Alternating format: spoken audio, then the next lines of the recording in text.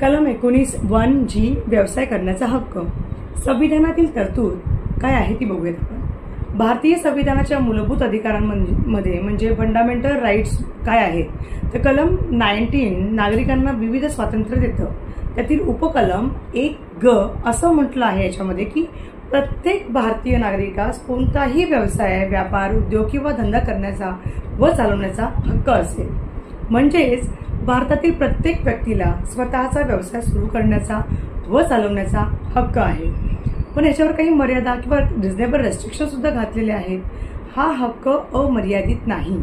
कलम 19(6) नुसार सरकार जनहितासाठी किंवा व्यवसायाचे नियमन करण्यासाठी काही वाजवी मर्यादा म्हणजे रिझनेबल रेस्ट्रिक्शन्स घालू शकते.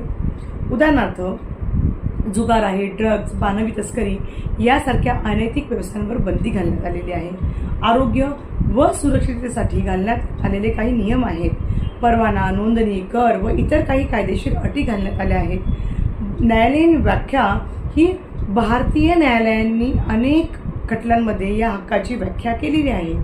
आता सोडन सिंग वर्सेस NDMC 1989 मध्ये जी केस घडली होती, म्हणजे पथारीवाल्यांनाही व्यवसायाचा हक्क आहे परंतु नियमन केले जाऊ शकते. State of Gujarat versus Mirzapur मोती कुरेशी कसाब 2005 मधलं ही एक केस आहे. गोवंश हत्याबंदी वध व्यवसायावरती मर्यादा आणू शकते पण ती जनहितासाठी वाजवी असल्याने वैध आहे.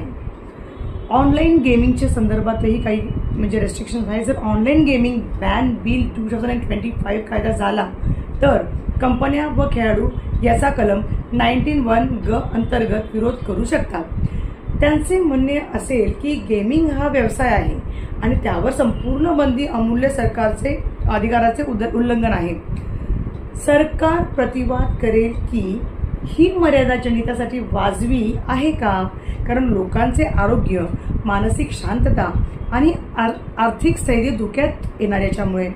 थोडक्यात सांगायचं झालं तर कलम 19(1)(ग) नागरिकांना व्यवसाय करण्याचे स्वातंत्र्य देतं पण सरकारकडे नियमन व बंदी घालण्याचा अधिकार आहे जर ते जनहितासाठी आवश्यक असेल तर.